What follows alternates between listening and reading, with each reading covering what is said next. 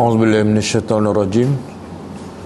Bismillahirrahmanirrahim. Alhamdulillahi rabbil alamin. Nahmaduhu wa nasta'inu wa nastaghfiruh. Wa na'udzu billahi min syururi anfusina wa min sayyiati a'malina. Man yahdihillahu fala mudilla lahu wa man yudlil fala hadiya lahu.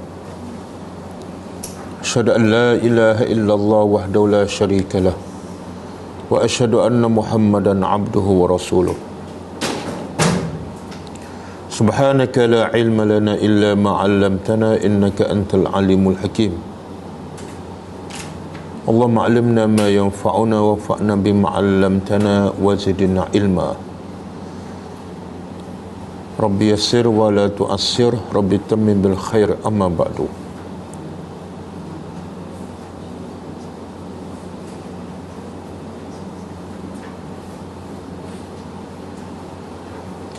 InsyaAllah kita sambung tadabbur surah Al-An'am ayat 60.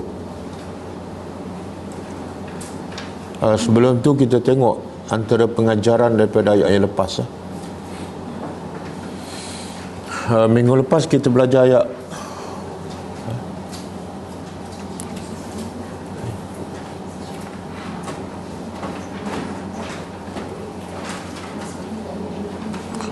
58 dan 59 kan? Ayat 58, A'udzubillahi minasyaitonirrajim. Qul law anna 'indi ma tasta'jiluna bihi laqudiyal amru baini wa bainakum wallahu a'lamu bizzalimin. Pengajaran ayat 58.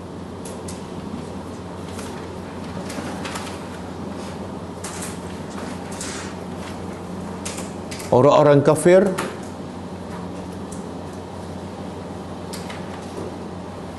bukan setakat mereka kufur kepada Allah, tetapi mereka melampau sehingga mencabar Allah agar menyegerakan azab ke atas mereka disebabkan kekufuran mereka. Mereka mencabar Allah agar disegerakan azab ke atas mereka disebabkan kekufuran mereka.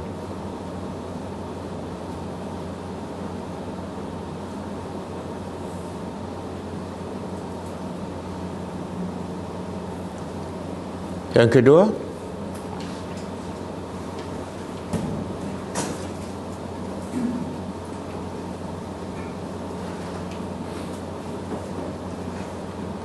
Allah lebih mengetahui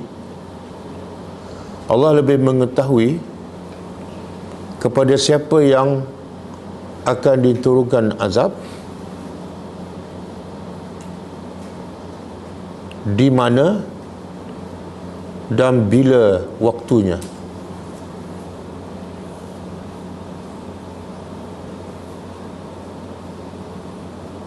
Tanpa perlu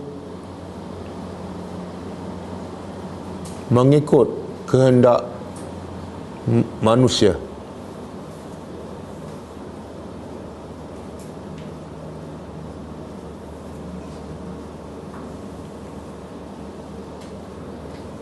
Yang ketiga, sesiapa yang kufur dan minta disegerakan azab adalah orang-orang yang zalim kepada diri sendiri.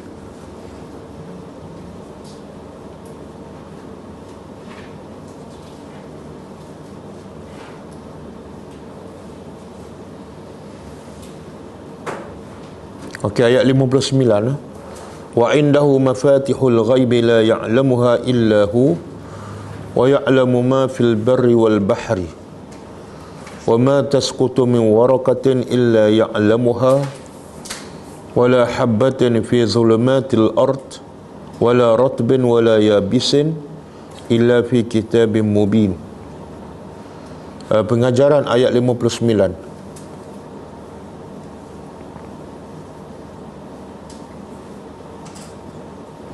Tidak ada sesuatu pun yang tersembunyi daripada ilmu Allah. Tidak ada sesuatu pun yang tersembunyi daripada ilmu Allah.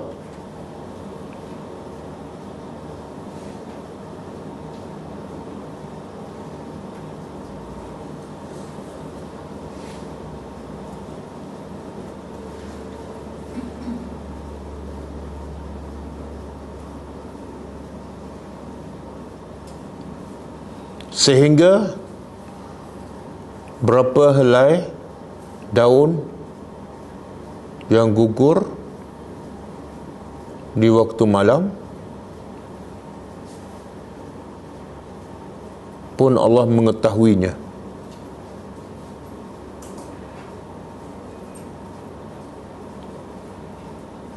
Yang kedua,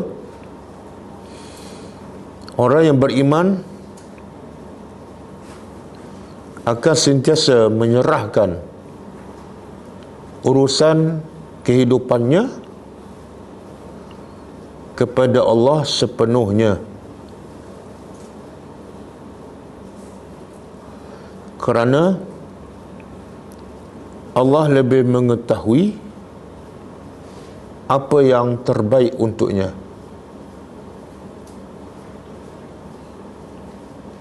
Dan dia tidak mengetahui.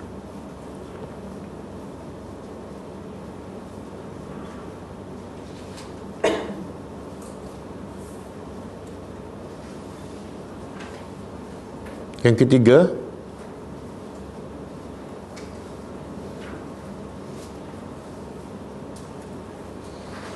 wajib mengikhlaskan niat kerana Allah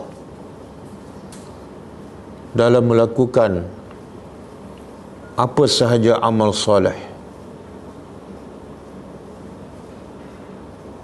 kerana Allah mengetahui niat dalam hati seseorang,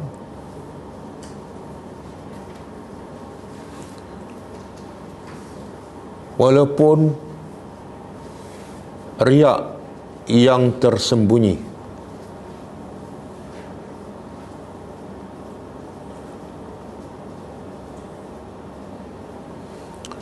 Sebab itulah ada, ini bukan pengajaran dah, ada satu hadis yang sahih. Nabi sangat risau kepada umatnya. Banyak benda lah Nabi risau kepada umatnya. Umatnya kufur, umatnya tak salat, umatnya buat maksiat. Tapi dalam banyak-banyak yang Nabi risau, ada satu benda yang paling Nabi risau. Apa dia? Riak. Asyirku al-khafiyu. Riak yang khafiyu, tersembunyi. Kenapa Nabi risau? Kenapa Nabi paling risau?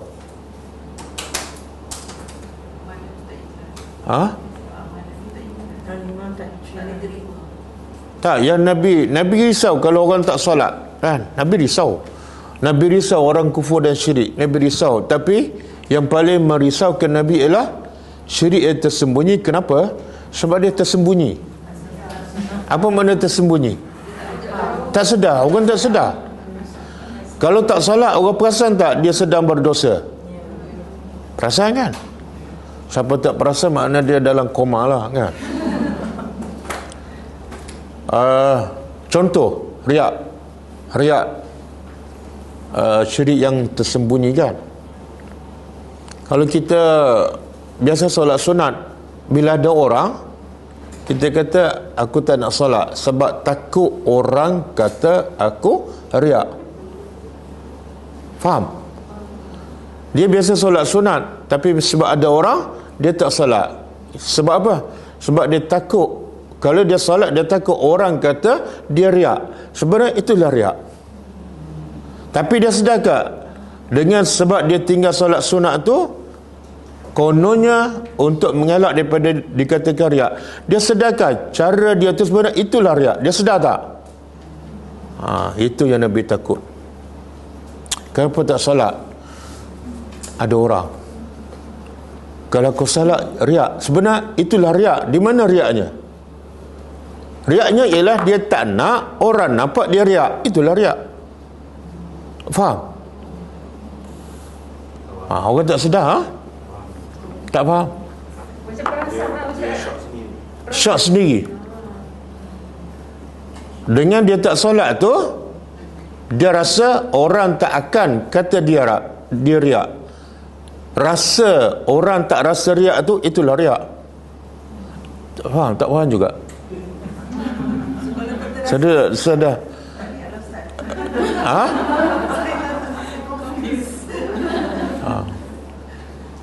Dia nak supaya orang tak pandang dia riak. Itulah riak.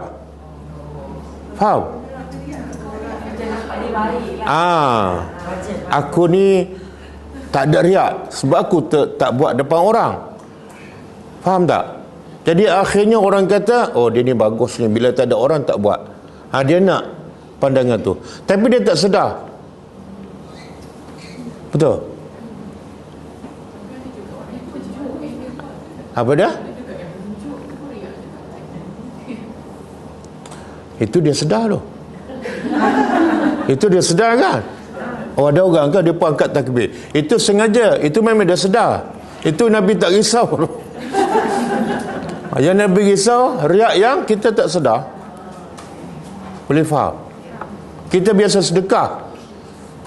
Lepas ada orang minta sedekah kan, orang ramai ni, kalau aku bagikan orang ramai nampak, dia pun tak bagi. Itulah riak. Macam mana apa? Macam mana nak buat? Bagi je lah. Bagi dan ikhlaskan hati. Apa peduli orang kata? Kalau aku buat kerana Allah, depan orang ke, belakang orang ke, Allah tahu. Betul tak? Kenapa nak takut orang kata? Sebab kalau kita tak bagi masa tu, orang tu mungkin dah belah kan, kita tak ada peluang untuk buat pahala. Apa tak bisikan syaitan? Okey.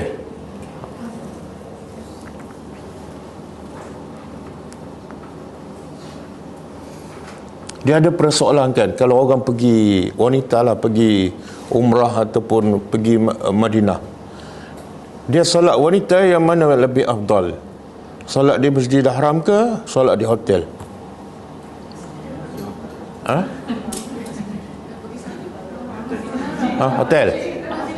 Hotel. Kalau nak solat kat hotel, solat hotel Kuala Lumpur je, tak payah pergi Mekah. Mana lebih afdal? Masjid.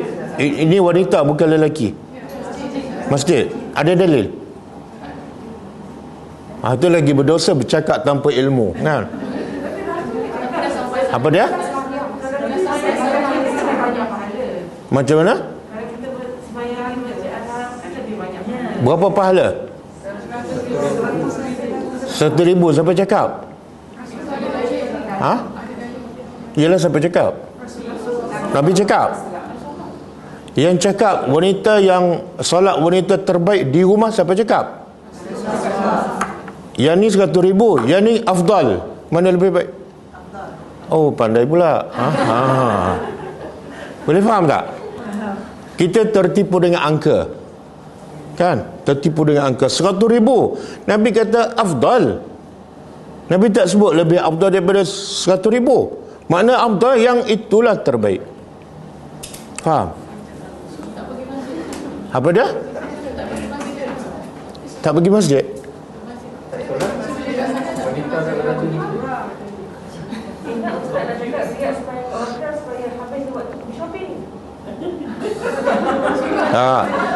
Dan kalau wanita solat di hotel, dia dapat tak 100,000?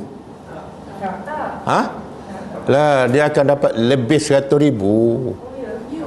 Iyalah, Nabi kata afdal. Faham tak makna afdal? Apa dia? Siapa kata jangan solat? Saya kata afdal. Siapa nak solat di Masjidil Haram, solatlah, dapat 100,000. Tapi kalau dah solat di hotel, afdal, bukan haram. Sebab tu Nabi kata, la tamna'u ima'akum masajidallah. Kalau isteri ke anak perempuan nak pergi ke masjid, jangan halang. Mana boleh, tak ada masalah. Saya nak beritahu afdal, bukan makna boleh ke tak boleh. Tadi Nabi cakap ada afdal.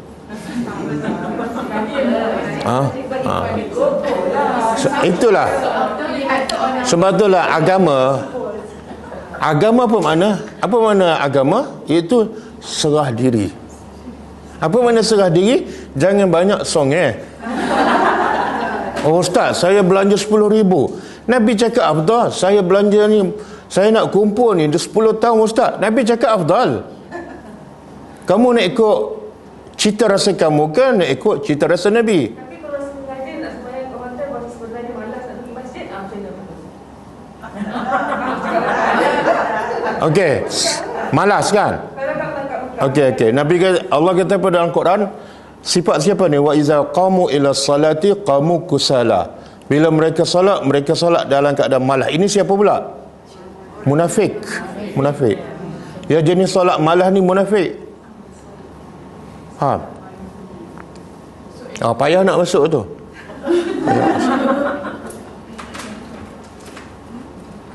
Sebab banyak kita buat yang kita suka. Betul? Bukan yang Nabi. Sebab itulah Nabi cakap solat di Masjid Nabawi, Nabi cakap adalah afdal, lebih daripada 1,000 pahala. Betul? Tapi dari segi praktikalnya, Nabi solat sunat kat mana?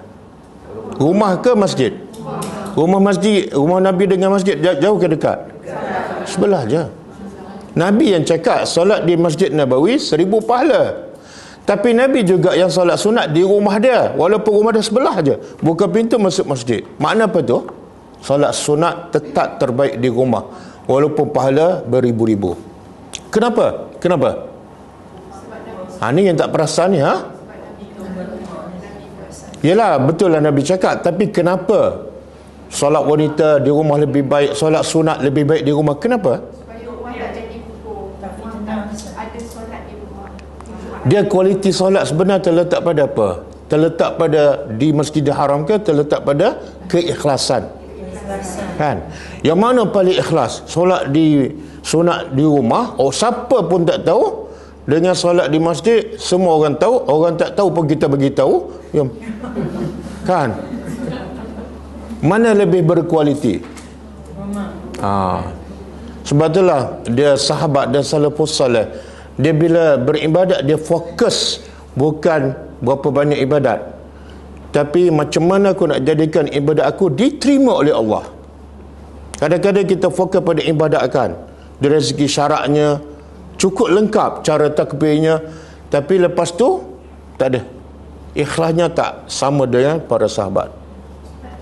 Kalau orang lain kita suka cakap, saya pergi umrah 10 kali, saya pergi, itu adalah riak yang tak nampak. Itu terang-terang nampak. Itu kerja sia-sia lah, kan. Sebab itulah budaya kita kan, bila nak pergi umrah ataupun haji, dia buat makan. Lepas tu bila balik, buat makan lagi kan. Betul? Pasal apa nak bagi tu orang? Kenapa? Tak pernah pun sahabat-sahabat Nabi bila nak pergi umrah, panggil Nabi makan. Tak ada. Bila kita buat makan, makna apa? Kita nak bagi tahu orang. Siapa suruh bagi tahu orang? Dan kenapa? Perlu orang tahu. Kenapa? Kita buat kerana siapa? Kalau kerana orang, senyap-senyap je lah. Payah tu kan. Ustaz, tak boleh masyarakat kalau kita tak buat makan nanti. Makna kamu buat kerana orang. Buat makan tu pun kerana takut orang kata. Sia-sia tak? Dah lah makan mahal, belanja mahal, sia-sia. Nanti Ustaz saya tak begitu, orang kata, sombongnya pergi umrah seorang-seorang. Lantaklah orang nak kata kan. Aku nak ibadat aku diterima. Betul?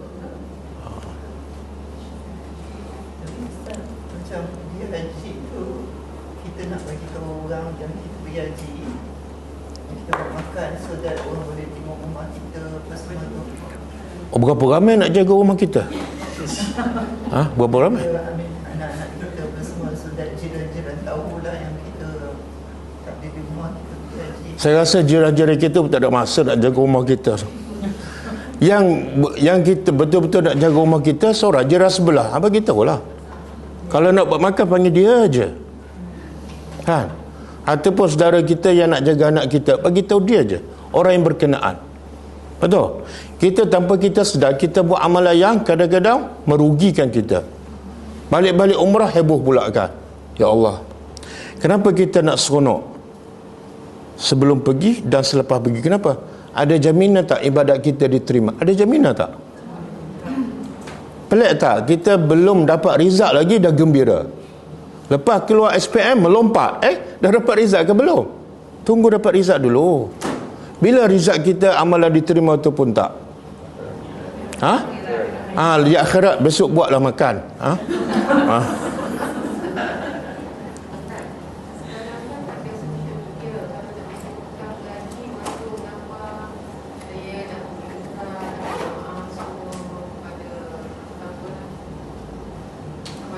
Masuk dalam?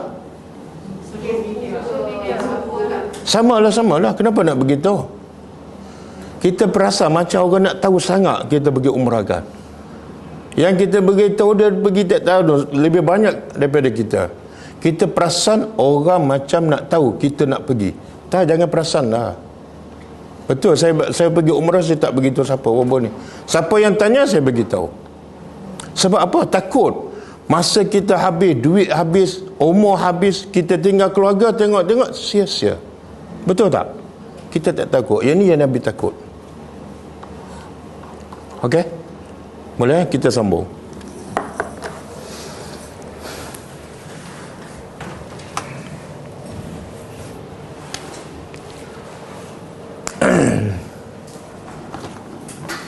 Auzubillahi minasyaitonirrajim.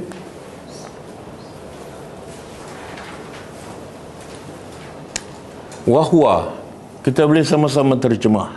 Wa dan dia. Allazi yatawaffakum, yang dan dialah yang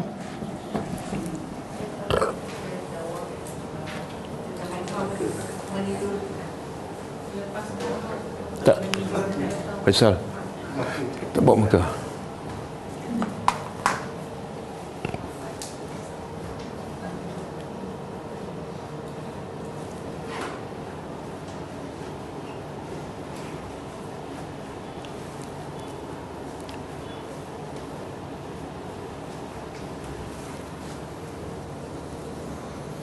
Okey, dialah yang yatawaffakum.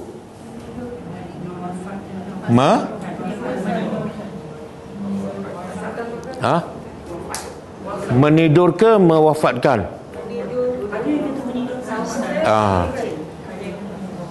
Menidurkan kamu billail di waktu malam.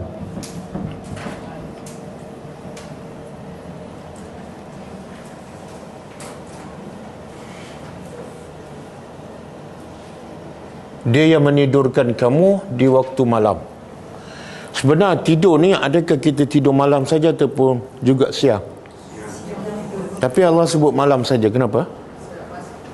Sebab tu Allah kata yatawaffakum bil laili wan nahar. Kenapa? Tak, sebab kebiasaan Allah jadikan waktu tidur ialah malam. Yang tidur siang hari itu memang luar biasa. Sebab tu kalau ada siang hari hanya kailulah aja sekejap. Yang tidur 2-3 jam tu memang luar biasa. Memang luar biasa. Allah kata apa? Wa ja'alna al-laila. Bukan. Ni ayat mana ni? Wa ja'alna al-laila libasan. Kemudian wa ja'alna an-nahara ma'asha. Allah kata waja'alna, kami menjadikan malam sebagai libasan. Apa makna libas? Libas tu pakaian. Macam mana malam pakaian? Kita antara kita tak pakai baju dengan pakai baju, yang mana kita lebih selesa, lebih tenang, kan? Jadi bila kita tidur tu selesa, siang ke malam? Kenapa? Sejuk. Sejuk tu sebab aircon. Itu sebab pasal aircon kan? Berapa horsepower? Tak. Kita tidur malam sebab tak panas macam siang hari. Kan? Sebab tu Allah jadikan bulan tu ada cahaya, tapi cahaya tak sama dengan matahari, supaya kita selesa tidur. Jadi bila kita malam, kita selesa tidur, seolah malam tu pakaian kepada kita. Bila pakai rasa selesa, tenang je. Dan orang pun tak nampak, betul? Dan waja'alna an-nahara ma'asha, dan kami jadikan siang hari ma'asha, untuk kehidupan, untuk cari rezeki. Jadi siang hari cari rezeki, malam tidur dah, berehat dan qiyamul lail lah. Jangan tidur sepanjang masa. Mana pemadam? Pemadam lah.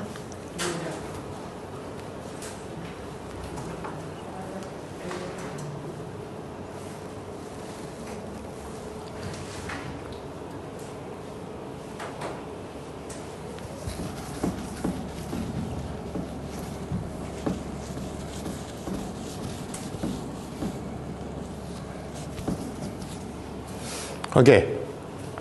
Dia yang mewafatkan kamu di waktu malam, wa ya'lamu, dan dia mengetahui ma jarahtum, apa yang kamu kerjakan, bin nahar, di siang hari.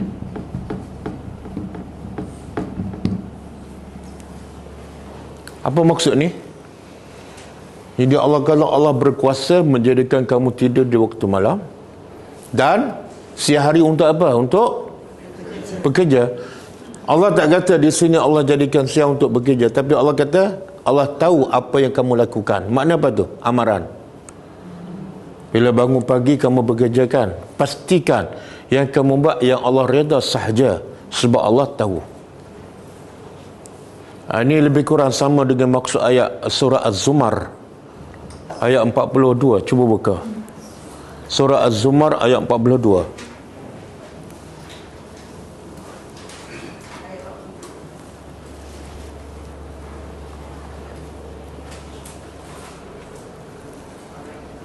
Okey, cuba baca. Tak, baca ayat Quran. Ha? Kulillahi syafa'atu jami'an. Oh, bukan lah. 41, cuba baca 41. Betul, betul. Allahu yatawaffa al-anfusa fi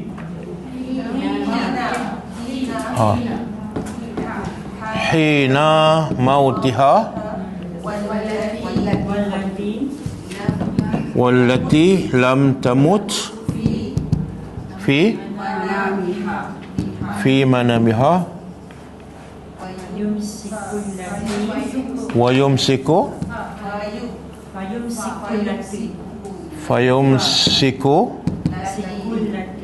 allati lam tamut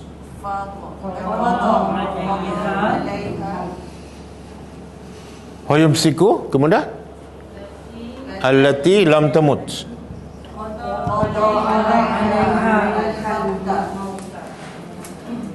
lam wa qada 'alaiha al-mauta wa yursilu al-ukhra ila ajalin. Okey. Inna fi zalika la ayatin liqaumin yatafakkarun. Okey. Cuba terjemah. Allah memegang jiwa. Allah yang mewafatkan. Sama dengan yatawaffa ni. Al-anfus, jiwa-jiwa. Kalau satu, nafsun. Kalau jamak plural, anfus. Allah yang mewafatkan jiwa hina mautiha, ketika mati. Makna apa ni? Jiwa mana? Ketika tidur. Ada yang ketika tidur Allah matikan. Ada kan yang mati dalam tidur? Wallati lam tamut, dan yang belum mati. Yang tidak mati fi manamiha, dalam tidurnya, fayumsik. Allah tahan. Allah tahan. Fayumsik, lepas tu apa dia ayat dia? Maka dia menahan. Lepas tu, lepas fayumsik. Okey. Satu yang tidur tu Allah matikan, mati dalam tidur. Wallati lam tamut, dan yang tak mati fi manamiha, dalam tidur, fayumsik, Allah tahan. Allati, yang qada 'alaiha al-maut. Sekarang Allah huraikan, yang mati dalam tidur, fayumsik, Allah tahan rohnya. Bila kita mati, roh kita ke mana? Dalam ke keluar? Keluar kan? Kan biasa kalau roh keluar, mana mati kan? Mati ialah bila roh berpisah daripada jasad. Jadi bila kita tidur, roh kita keluar. Bila keluar, mati ke tak? Mati. Kenapa boleh bangun balik? Oh, dia masuk balik. Dia masuk balik. Tapi kalau orang mati, kalau orang betul-betul mati kan, kita bercakap ke, kita buat macam ni ke, dia nampak tak? Tak kan? Tapi kalau orang tidur, kita bisik ke, dia kadang-kadang dengar tak? Jadi biasanya kalau roh keluar, dia tak dengar langsung, tak nampak langsung. Faham? Jadi sebenarnya masa kita mati, roh kita duduk kat mana? Masa kita tidur. Roh pun tidur.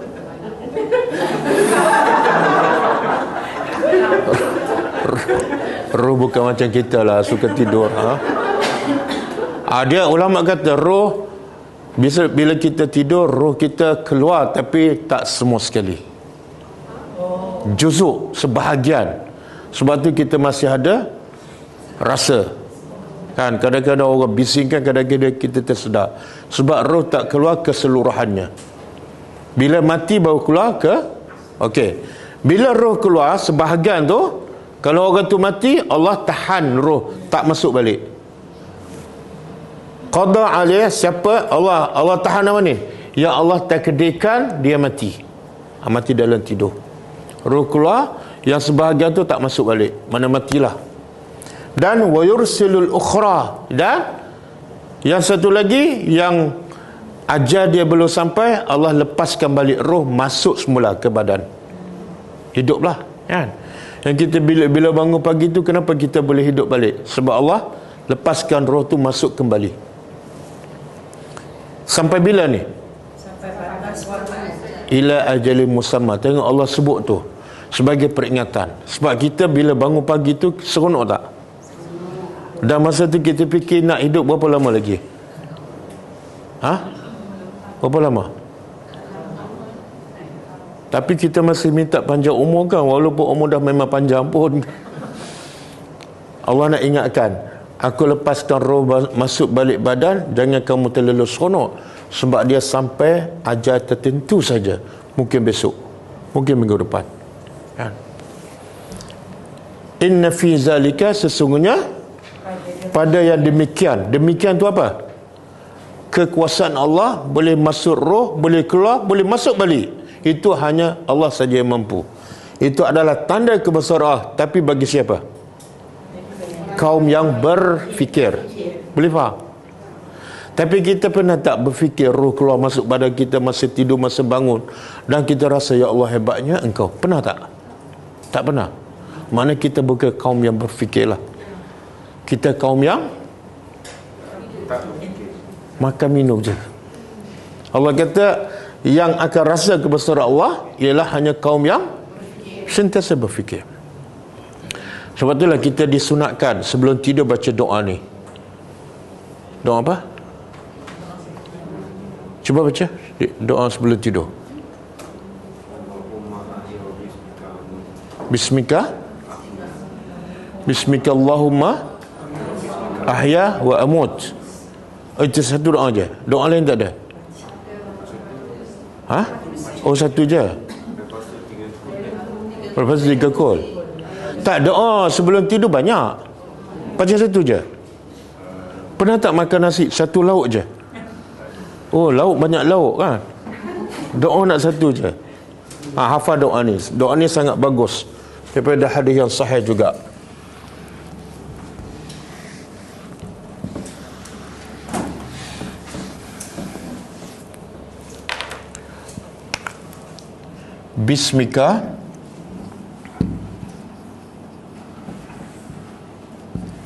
Bismika wada'tu jambi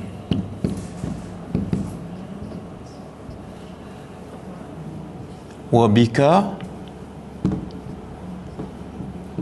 arfa'u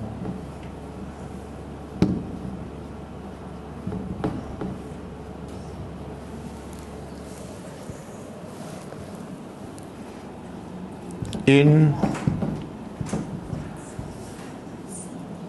amsaktaha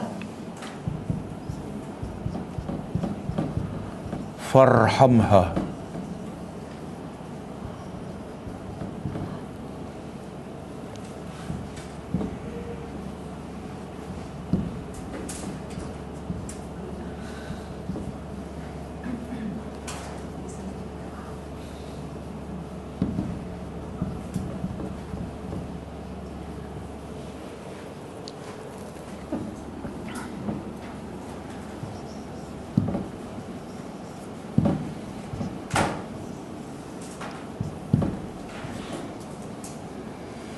fahfazha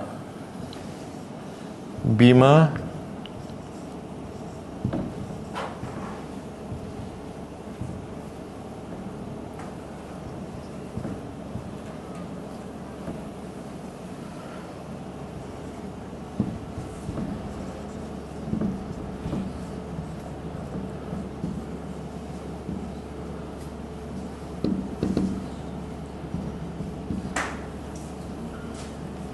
okey.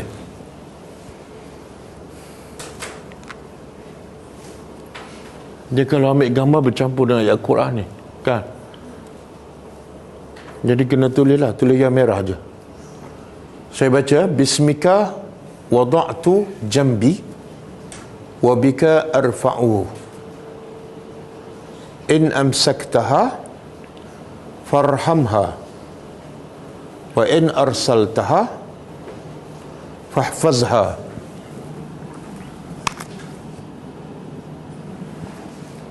Bima tahfazu bihi ibadaka as-salihin. Saya ingat ada dalam buku yang saya jual tu, buku 72 doa dan ada muka surat berapa? Banyak kan doa tu? Yang ni ada? Okey. Okey, kita tengok maksud dia.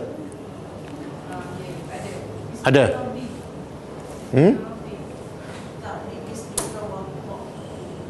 Bismika? Oh, tiga ya.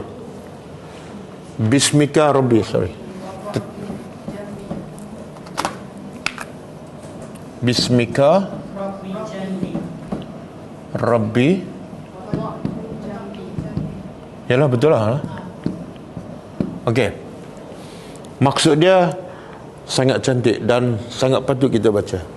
Bismika sebelum tidur dengan Dengan nama engkau. Maksudnya kita nak minta pertolongan Allah. Dengan nama engkau aku minta pertolongan engkau. Rabbi, wahai Tuhanku. Dengan nama engkau, wada'tu jambi, aku letak. Wada'tu, aku letak. Jambi, belakangku. Kan bila kita tidur kita baringkan. Itu mana letak belakangku. Wabika, dengan engkau juga aku arfa'u. Dengan kuasa engkau juga besok aku bangun. Bukan dengan sebab kekuatan aku. Aku letak belakang aku pun dengan kekuatan engkau. Dan aku boleh bangun pagi besok pun dengan kekuatan engkau. Okey, kemudian in amsaktaha, sekiranya engkau menahannya. Menahan apa ni? Roh. Menahan roh daripada apa? Masuk balik. Kan masa kita tidur roh kita keluarkan. Kita kata sekiranya engkau tahan roh aku dan tak masuk balik, mana matilah, maka kita minta apa? Farhamha, rahmatilah roh aku tu, ampunlah dosa dia. Kita sangat-sangat perlukan apa bila kita mati? Rahmat dan keampunan Allah. Dan wa in arsaltaha, sekiranya engkau yang ni tahan, iaitu lepas. Lepas maksud apa? Lepas masuk balik. Kita minta juga doa. Fahfazha, maka peliharalah roh itu. Pelihara macam mana ni? Bima tahfazu, sebagaimana engkau menjaga dengannya hamba-hamba engkau yang soleh. Maksud apa tu? Bila roh masuk balik dalam badan aku dan aku hidup balik, peliharalah roh aku daripada perkara yang engkau benci. Pastikan aku hanya buat benda yang engkau redha sahaja. Jangan aku buat maksiat lagi bermulai pagi besok. Cantik tak doa ni? Jadi orang beriman, bila dia tidur, salah satu daripada dua. Kalau dia mati, dia minta apa? Rahmatilah roh aku, ampunlah dosa dia. Kalau dia hidup balik, apa sebenar poin yang dia minta tu? Supaya kalau hidup pun aku buat yang engkau redha aja. Ada tak dia minta bila engkau panjangkan, bila engkau kembalikan roh, bagi panjang? Ada? Tak ada. Matlamat orang beriman bukan nak umur panjang, tapi nak hidupnya sentiasa diredai oleh Allah. Betul tak? Kita kadang-kadang tak terfikir. Kita bangun pagi, banyak benda kita boleh buat. Kadang-kadang yang Allah tak reda. Jadi baca doa ni supaya setiap saat yang Allah bagi kita selepas hidup, kita bercakap ke, buat ke, berfikir ke, semua yang Allah reda. Cantik doa ni kan? Nak amal tak? Cinta tak pada Allah? Apa bukti cinta pada Allah? Ikut sunnah Nabi. Yang ni sunnah Nabi ni. Jadi buktikan kita cinta pada Allah dengan menghafal. Sebab aku nak amalkan. Dan sebab aku nak dapat cinta Allah. Okey, bila nak hafal? Nak hafal sekarang ke balik rumah?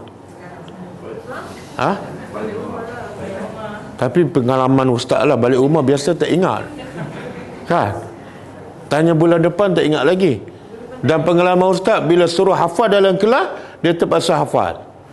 Sebelum balik rumah dia ingat. Jadi sekarang nak hafal sekarang ke balik rumah? Adik orang muda kan sepatu sekarang ustaz. Okey, saya permudahkan.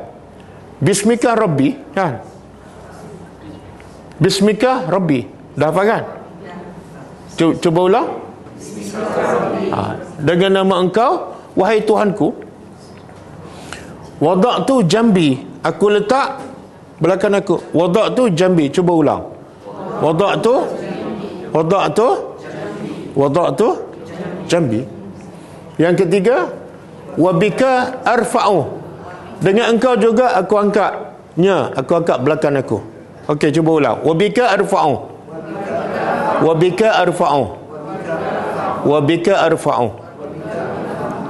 Okey, lepas tu kita minta apa?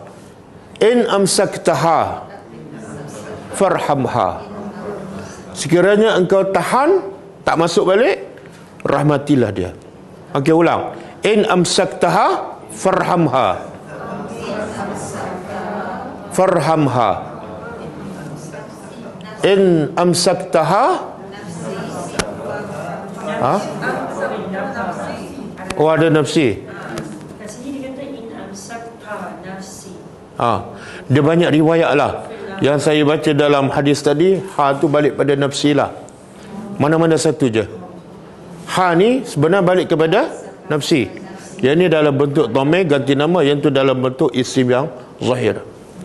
Okey, in amsakta nafsi farhamha. Ulang. In amsakta nafsi farhamha. In amsakta nafsi farhamha.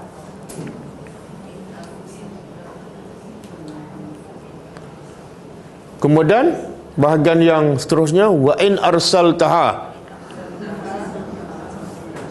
fahfazha. Ada potongan macam ni. 1 2 3 4 5 6. Wa in arsaltaha fahfazha. Kalau engkau lepaskan masuk balik, jagalah.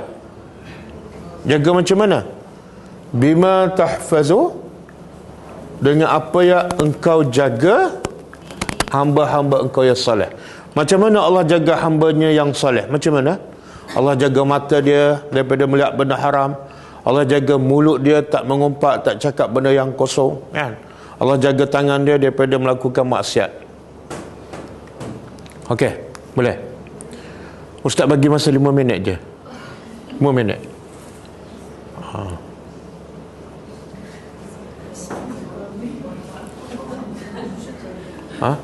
Boleh, adik boleh, adik boleh.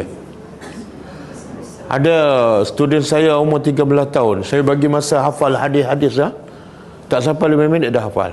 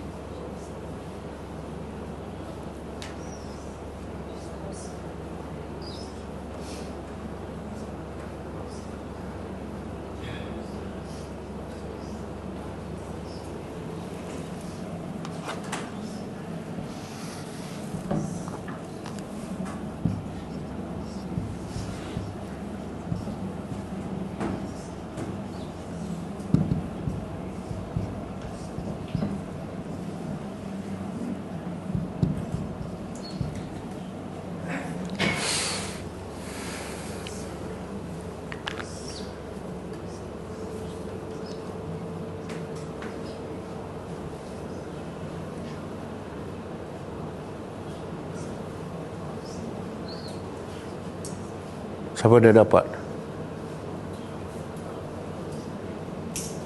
Faisal dapat dah? Dah? Belum? Zari? Dah dapat?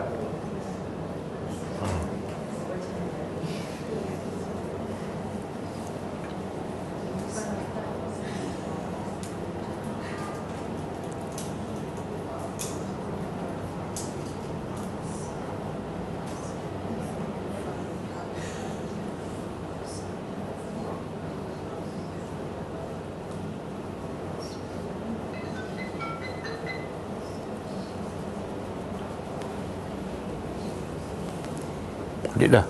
Dah? Belum? Paling-paling kurang hari ni dapat separuh. Minggu depan separuh lagi, kan? Paling-paling kurang. Tapi yang terbaik, habiskan semua supaya malam ni boleh terus baca.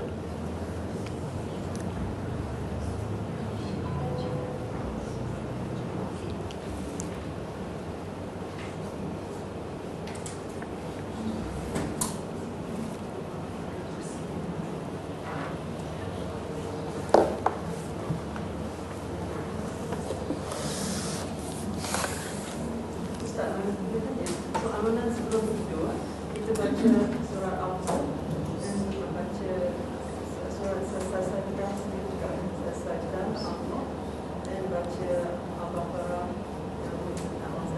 Dua ayat akhir. dua ayat akhir dan baca 30 dan baca tidur. Macam apa? Baca Ha. Dia pasal yang baca surah Sajadah dengan Al-Mulk. Hadis tu ulama berbeza pendapat. Hadis kata sahih. Kalau Syekh Mustafa Adwi daripada Mesir, dia kata hadis tu dhaif. Tapi baca je, tak ada masalah.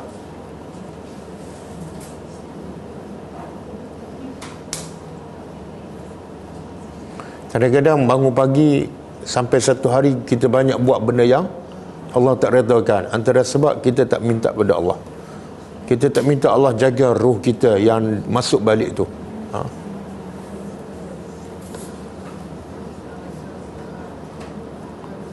Okey, siapa dah?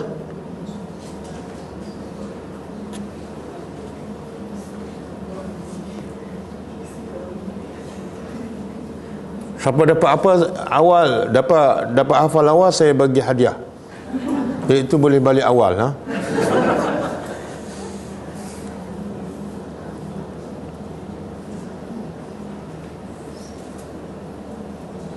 Dah, okey. Zairi. Hos. Ha, baca. Ha.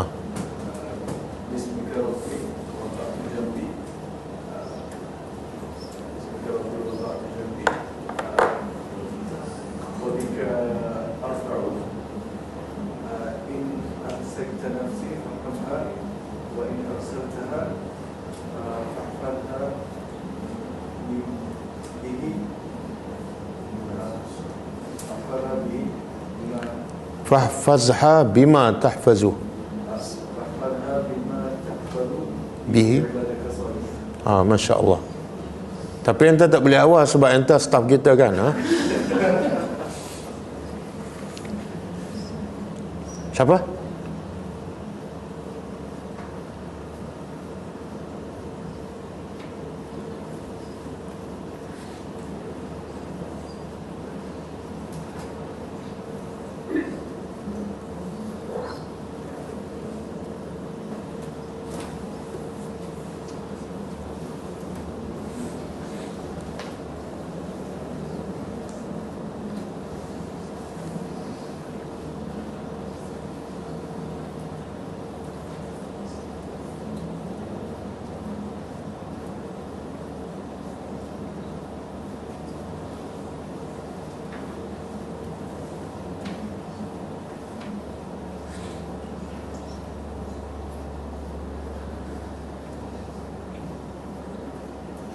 Adik.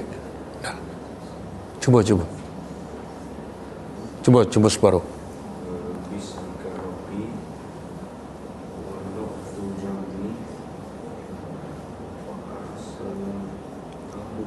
Wabika.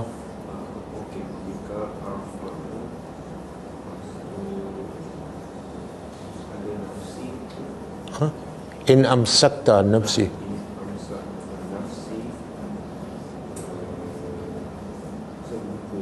Ha, lupa. Okey. Dapat dah separuh. Kak dah. Ha, cuba.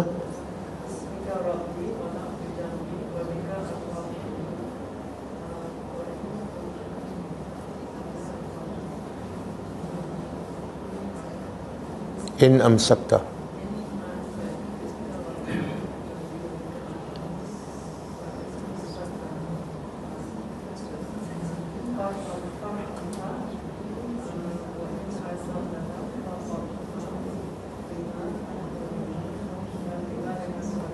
Masya Allah. Barakallah fiik.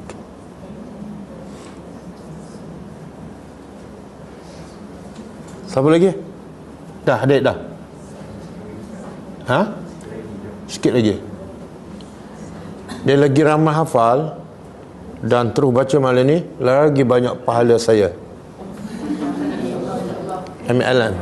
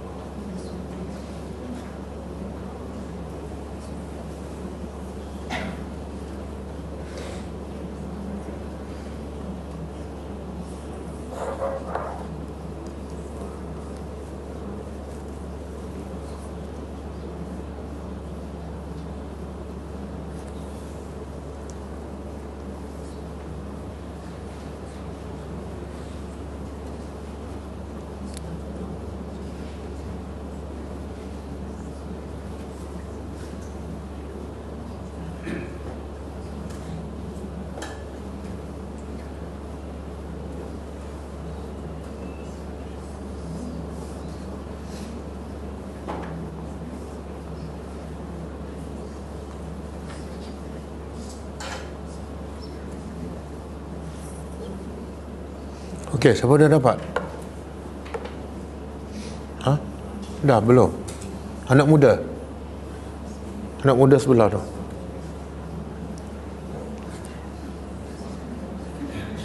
Dia, kalau anak muda belum susah nak hafal, yang mak bapak ni ada alasan lah kan. Ha? Okey, boleh kita sambung? Ha? Oh, lega. Ha?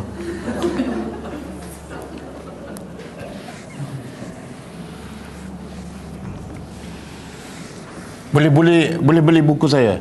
Doa tu ada dalam buku 72 doa dan zikir harian.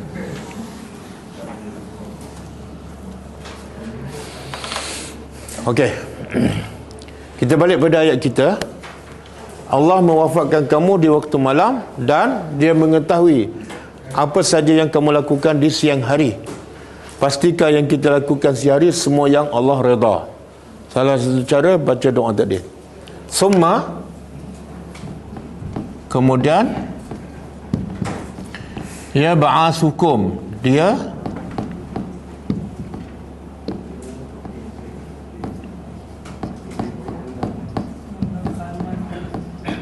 membangkitkan kamu fihi, padanya.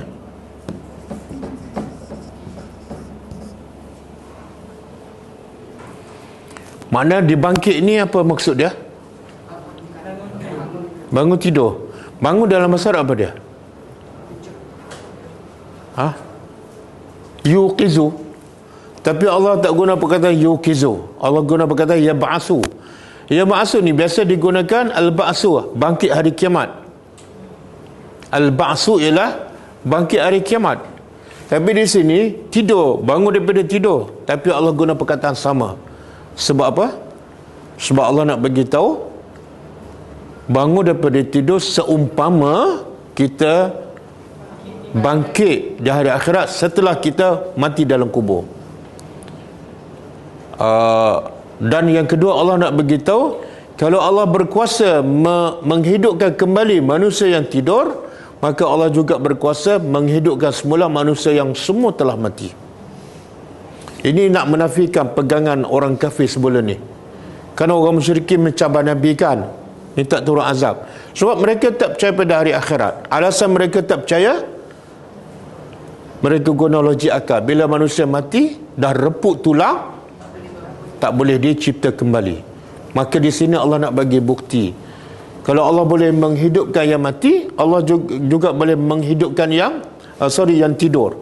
Allah juga boleh menghidupkan yang dah mati. Allah bangunkan mereka padanya pada siang hari liyaqdi, untuk yaqdi, dia sempurnakan. Ajalun liyuqda supaya disempurnakan. Ajal musamma yang telah ditetapkan. Apa makna ajal? Ha? Apa dia? Tempoh.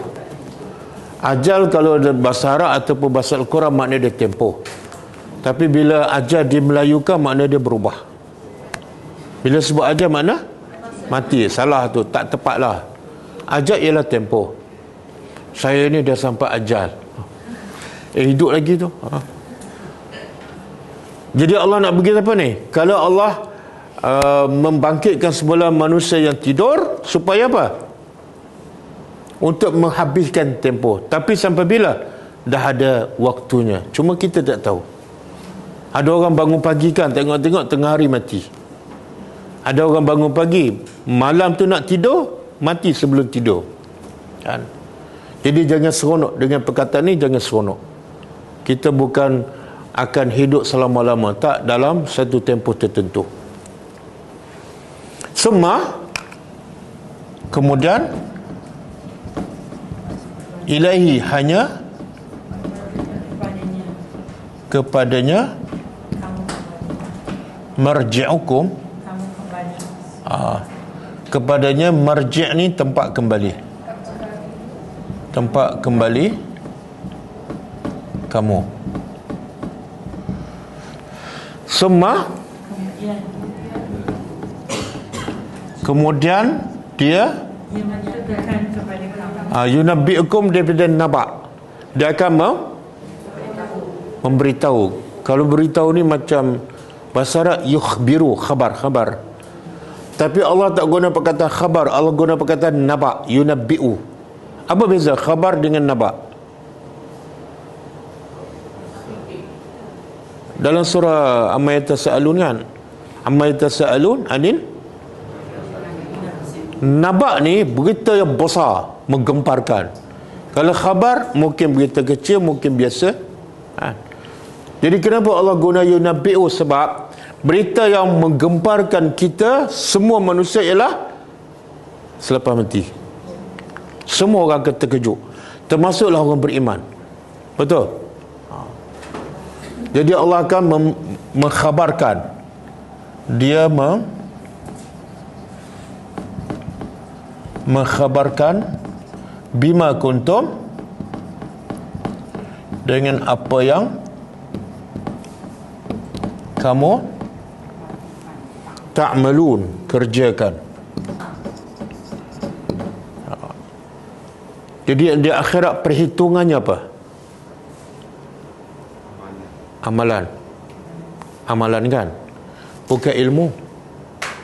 Banyak mana ilmu sekalipun kalau tak beramal, sia-sia. Bahkan ilmu tu akan menjadi hujah ke atasnya. Ilmu tu akan mengheretnya ke neraka sekiranya tidak diamalkan.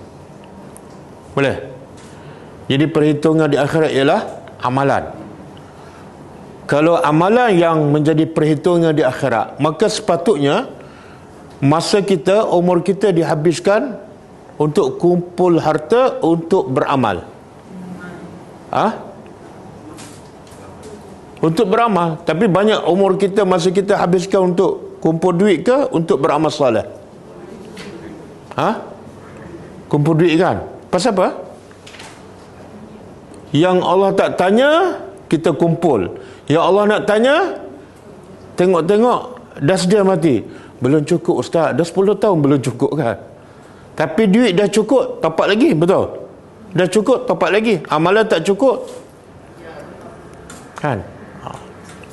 Lepas tu kalau suruh hafal doa tu, rasa ustaz, tak ada tak doa yang pendek kan? Tapi kalau duit, ustaz boleh topak lagi tak duit?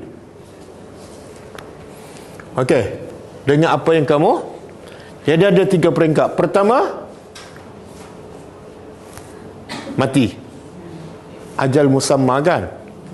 Yang kedua, kembali kepada Allah. Yang ketiga, dibongkarkan semua amalan kita.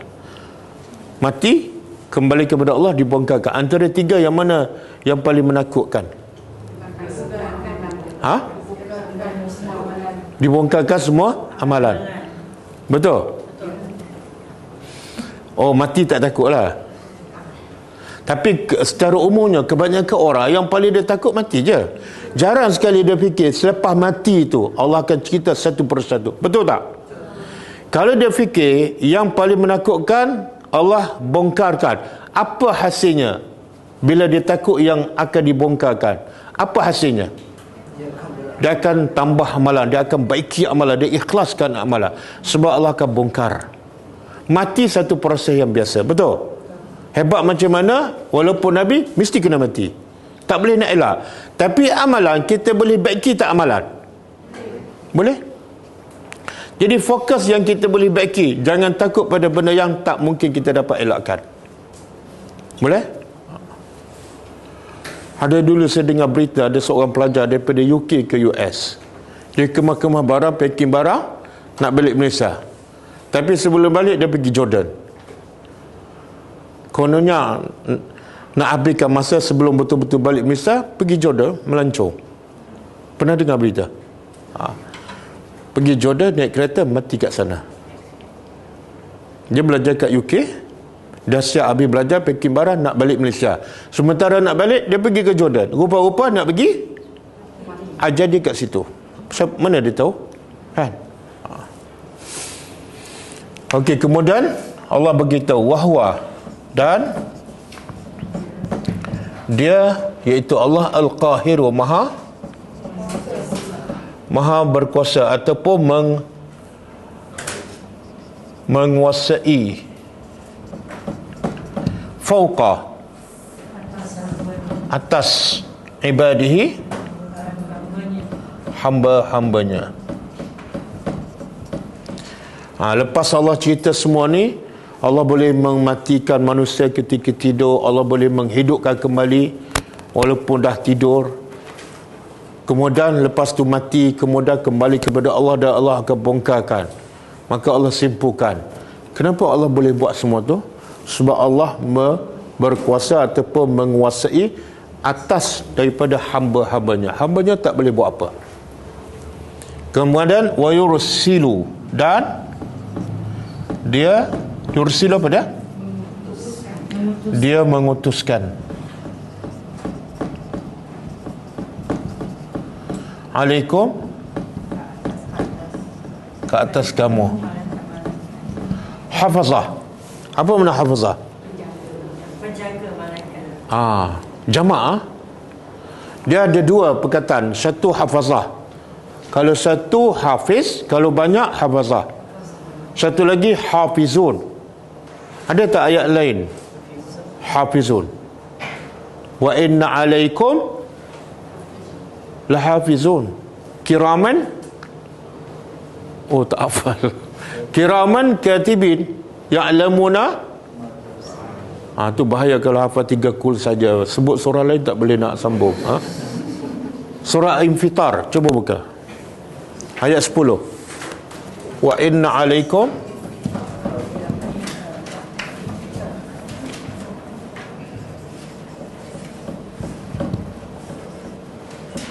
lahafizun. 10 ke? Kiraman. Apa dia? Sorry, lahafizin. Kiraman katibin ya'lamuna ma taf'alun. Betul? Betul ke? Betul?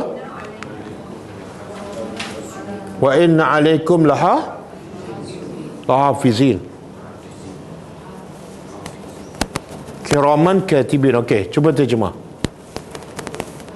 Dan sesungguhnya alaikum, ke atas kamu, setiap kamu walaupun Nabi, ada hafizin, penjaga. Yang ni hafazah, makna dia sama, penjaga. Apa sifat penjaga ni? Yang di sisi Allah. Dalam ayat ni sifat dia kiraman.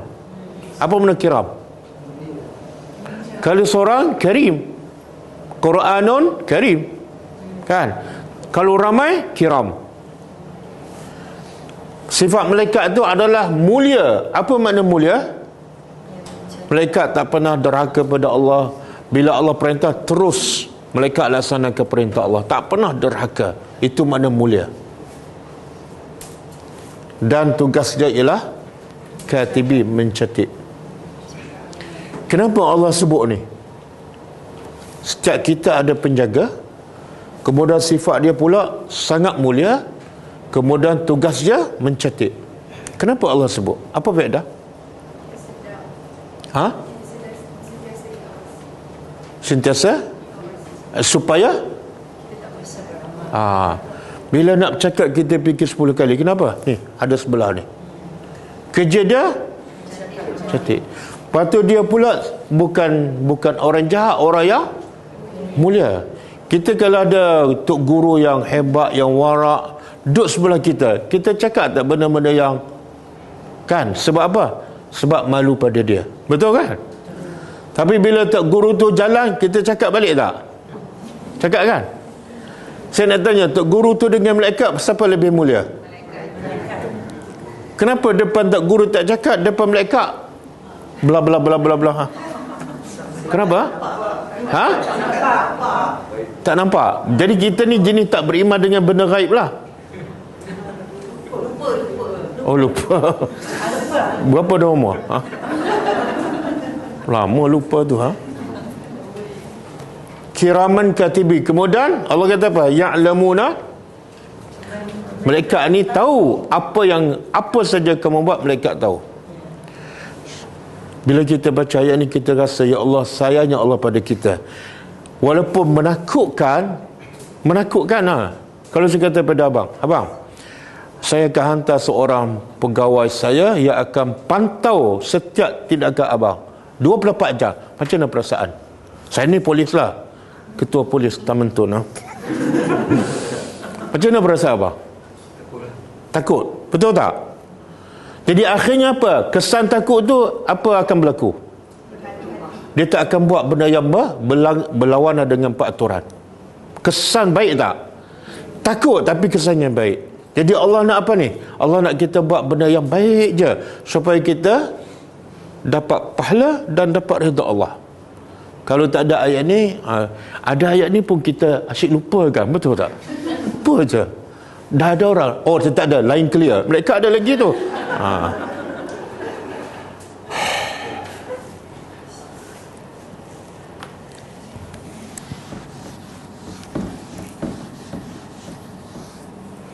Okey, hafazah, penjaga-penjaga. Hatta sampai bila ni? Sehingga Sampai bila malaikat yang akan jaga kita ni? Sebelum tu saya nak tanya, berapa malaikat? Setiap orang ada berapa malaikat jaga dia? 2. Mana tahu 2? Pernah jumpa? Tak pernah. Mana tahu 2? Satu kanan, satu kiri. Dari mana dapat tahu maklumat tu? Daripada mana? Guru pendidikan. Allah tak beritahu. Oh, hebat guru ni tahu ada malaikat.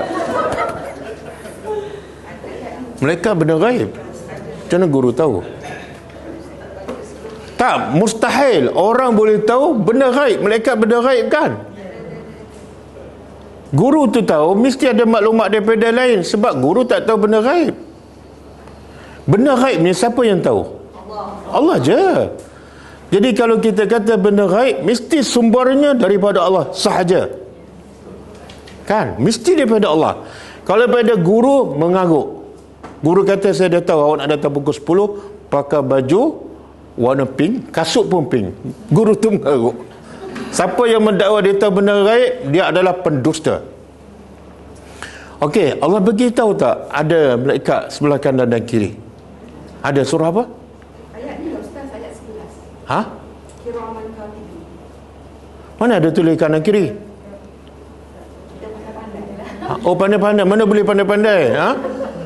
Benda gaib mana boleh pandai-pandai? Buka surah Qaf. Surah Qaf. Ayat 16 dan 17.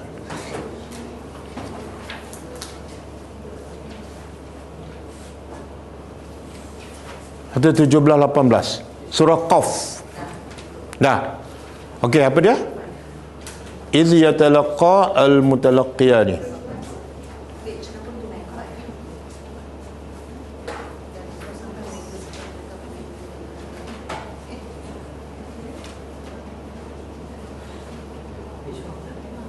Begitu muka surat berapa? Jumpa adik. Jumpa. Ayat berapa? 17. Ayat daripada iz yatalaqa. 17 kan? 17 dan 18. Okey.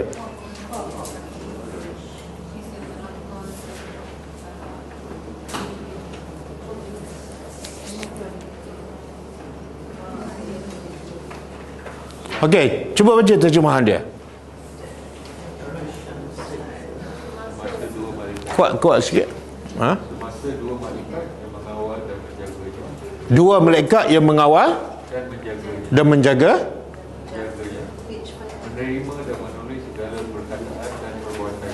menerima dan menulis segala.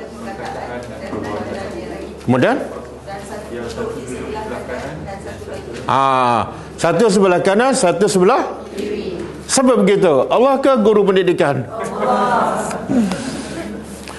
Quran begitu. Quran dengan guru pendidikan siapa ada dulu? Tapi kenapa kita dah baca Quran, kita tak tahu? Guru pendidikan begitu, baru tahu. Kenapa? Sebab kita baca Quran tak faham. Sebab kita baca Quran tak faham. Okey, kanan kiri. Kemudian lepas tu ayat seterusnya. Tengok, Allah nak menakutkan kita tapi untuk kebaikan kita. Apa tugas malaikat sebelah kanan? Ada ahli tafsir mengatakan tulis benda yang baik. Yang sebelah kiri yang dosa-dosa lah. Kemudian Allah sebut lagi benda yang menakutkan kita tapi baik untuk kita. Apa dah? Tidak ada satu pun perkataan yang kita lafaz melainkan semua akan dicatat. Tak ada satu pun perkataan. Kita cakap apa? Saya cakap ni tak tahu buat 1 jam lebih kan. Semua dicatat. Semua dicatat. Tak, yang fikir tak. Dan Nabi kata, selagi mana kita tak bercakap ataupun selagi mana kita tak bertindak, beramal, tak dicatat. Kecuali amalan tu memang dalam bentuk hati. Contoh dengki. Dengki perlu cakap tak? Ataupun riak, itu dicatat. Okey. Dia saya nak sebut satu kisah. Bagaimana ulama takut bila dengar ayat ni. Imam Ahmad bin Hanbal dia tengah sakit. Bila dia sakit, biasalah keluar aduh kan, sakit. Maka ada seorang lelaki datang. Bila dia tengok Imam Ahmad ni, imam ulama besar kan, mengaduh, dia pun beritahu, guru aku, lelaki ni beritahu pada Imam Ahmad, guru aku iaitu Tawus mengatakan ayat yang kita baca tu tidak ada satu pun perkataan yang diucap oleh manusia melainkan semua akan dicatat. Guru aku berkata maksudnya ialah sehingga kita mengeluh pun mereka akan catat. Kita kata aduh, mereka catat aduh. Weh, mereka catat. Bila dengar kata lelaki tu, apa Imam Ahmad buat? Terus dia diam, sepatah pun tak keluar. Aduh ke sakit langsung tak. Kenapa? Dia nak rekod amalan dia semuanya baik. Kata aduh berdosa ke? Tak berdosa, tapi sia-sia lah. Tukar aduh, subhanallah, dapat pahala tak? Alhamdulillah kan? Tahan sekejap, alhamdulillah. Bila tersepak batu, dapat pahala, betul. Betul. Tapi itu teori lah, praktikal belum tentu kan?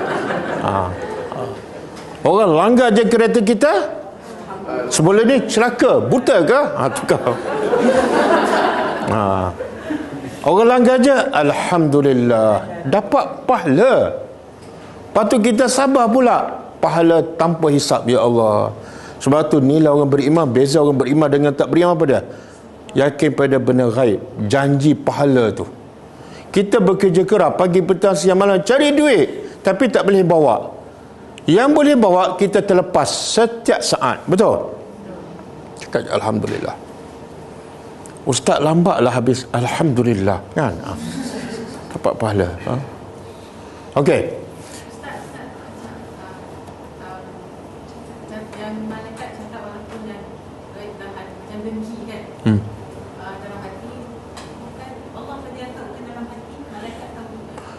Semua benda yang gaib Allah saja tahu, kecuali Allah beritahu pada makhluk tu. Jadi kerja malaikat mencatat. Malaikat tak tahu, Allah akan beritahu. Jadi jangan risau, Allah akan beritahu malaikat. Okey, ada lagi tak malaikat selain pada kanan kiri? Saya nak betulkan. Kita diajar oleh guru-guru kan, yang sebelah kanan namanya, yang sebelah kiri siapa aja? Guru pendidikan juga? Bukan. Bukan. Ayat yang kita baca tadi, Allah kata sifat malaikat sebelah kanan rakib atid, sifat dia bukan nama. Malaikat sebelah kiri sifat dia rakib atid, bukan nama. Nama tak ada, Allah tak beritahu. Apa makna rakib? Bukan. Rakib sentiasa mengawas. Allah nak beritahu kita berhati-hati. Sebab apa? Malaikat tu sentiasa standby je, cakap je mak tulis. Bila kita faham makna rakib, kita lagi berhati-hati. Cuba bayangkan kalau satu hari berapa banyak kita cakap kan? Betul tak? Kalau seminggu, kalau sebulan, setahun, cakap pula satu hari, seminggu, satu ayat pun tak keluar. Okey. Jadi Kak, malaikat sebelah kanan nama apa? Alhamdulillah. Okey, selain pada dua tu ada lagi tak malaikat yang bersama kita sepanjang masa? Ada. Yang mana? Ha? Ada. Israfil itu bukan bersama kita, ha? Israel kat Palestin, ha? Tak, ini yang sentiasa bersama kita 24 jam. Malaikat mau bukan sentiasa bersama, kerja dia bukan bersama kita, cabut je sampai aja dia carilah orang tu. Jadi berapa orang? Berapa malaikat? Tengok Allah beritahu, tapi kita tak tahu. Allah beritahu. Buka surah Ar-Ra'd ayat 10. Ar-Ra'd, surah petir.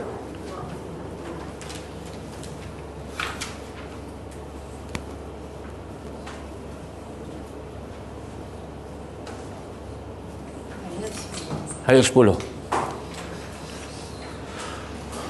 Ada?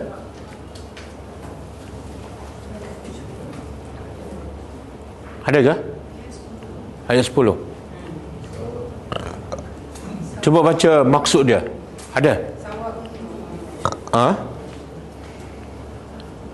Cuba baca maksud. Ada tak? Allah sebut malaikat. Sama saja bagi Tuhan, siapa di antaramu yang merahsiakan ucapannya. Tapi ayat 11. 11. Bagi manusia ada malaikat-malaikat yang selalu mengikuti giliran. Di depan dan di belakang, mereka menjaganya atas perintah Allah. Sesungguhnya Allah tidak mengubah keadaan sesuatu kaum hingga mereka mengubah keadaan yang ada pada diri mereka sendiri. But dia mention jadi kalau surah Qaf tadi Allah begitu malaikat kanan dan kiri. Yang ayat ni malaikat berbezalah tu. Yang kanan kiri catat kebaikan dan dosa. Yang depan belakang Allah sebut depan dan belakang. Apa tugas dia? Menjaga kita. Dia jaga orang beriman. Jaga daripada buat dosa, jaga daripada bahaya. Kita tak sedar kadang-kadang kita tengok lubang kat depan. Asyik, nasib baik nampak. Sebenarnya malaikat yang bagi kita nampak tu. Tapi dia jaga orang beriman je. Orang kafir dia tak jaga. Depan dan belakang. Maksud tak jaga kalau orang tak beriman ni memang tak ada malaikat tu atau ada? Tak, malaikat ada tapi dia tak jadal pernah. Nak jaga apa? Orang tu kufur kepada Allah. tapi tak ada nama lah. Tak ada nama. Dia, Allah nak mengajar kita benda yang tak penting jangan fokus. Yang penting nama malaikat ke tugas dia. Kadang-kadang kita semua tahu nama malaikat sebelah kanan rakit tapi tak rasa takut pun. Kan? Okey. Jadi malaikat semua ada 4, kanan, kiri, depan, belakang.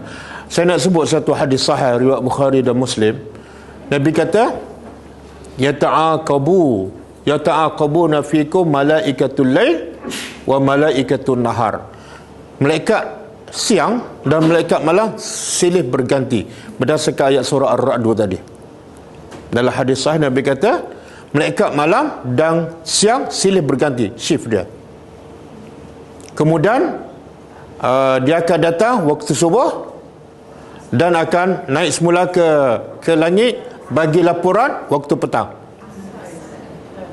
Asalah. Lepas dia naik ke langit, Allah tanya malaikat ni dan Allah Maha mengetahui jawapannya, tapi Allah nak tanya. Okey. Allah tanya malaikat, masa kamu naik itu apa hamba-Ku sedang lakukan? Dengar jawapan malaikat. Ini untuk orang beriman. Dia kata masa aku datang syih waktu pagi hamba-Ku sedang solat, dan masa aku tinggal waktu petang dia sedang solat asar. Ini rekod yang baik itu. Sebab tu solat asar jangan lewat, subuh jangan lewat. Yang kedua, jaga zikir pagi petang. Waktu tu malaikat bersilih ganti, bertukar shift. Bertuahlah orang yang malaikat bagi report kepada Allah sentiasa dalam ibadat. Bukan sentiasa, waktu dia datang, waktu dia keluar, sentiasa kita beribadat. Boleh? Semoga dengan kita tahu dan kita yakin ada malaikat kanan kiri depan belakang, semakin mendorong untuk kita sentiasa buat yang amal soleh dan sentiasa mengelak benda yang Allah murka. Okey, kita habiskan sikit. Sehingga malaikat ni menjaga kita sehingga iza apabila ja'a telah ahadakum kepada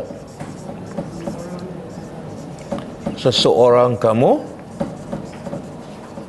al-maut. Bila datang kematian, tugas malaikat yang mencetek habis. Selesai. Tawaffatuhu, maka mewafatkan ataupun mematikan.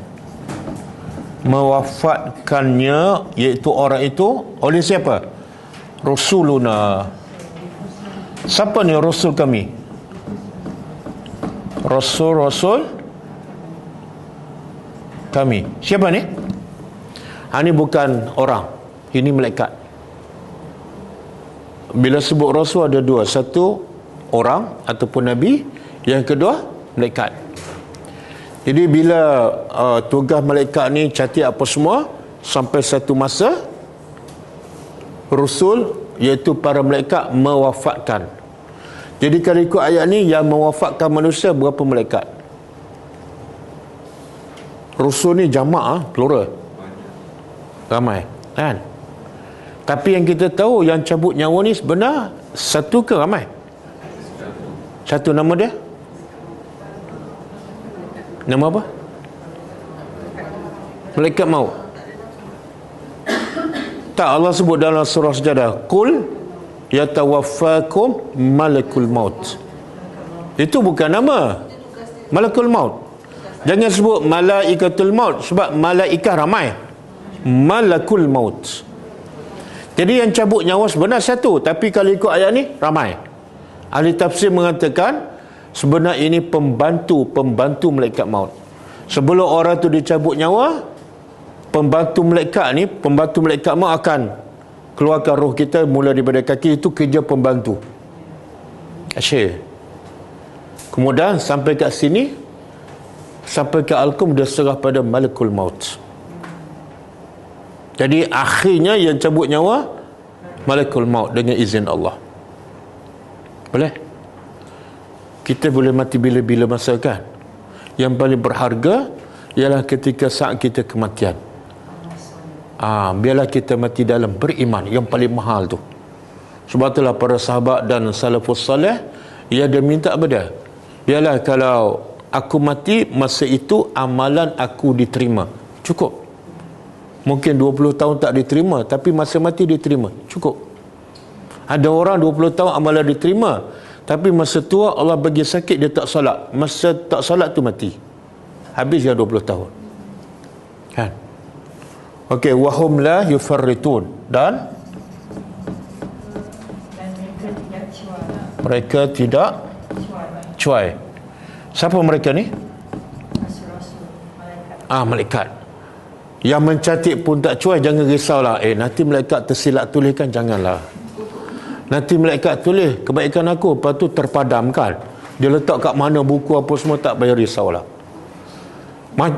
Macam mana dia tulis, pakai pen ke, pakai iPhone ke, tak payah fikirlah, itu bukan urusan kita. Okey. Cukup lah. Ada soalan?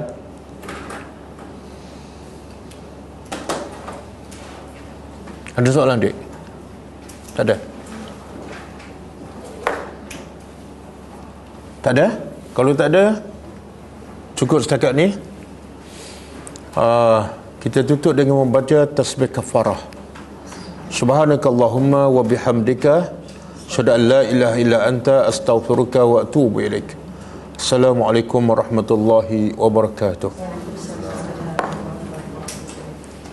Jadi kalau masuk cek suhu kan. Bila keluar saya nak cek setiap orang hafal tak doa tadi, Oh, tak nak balik, tak.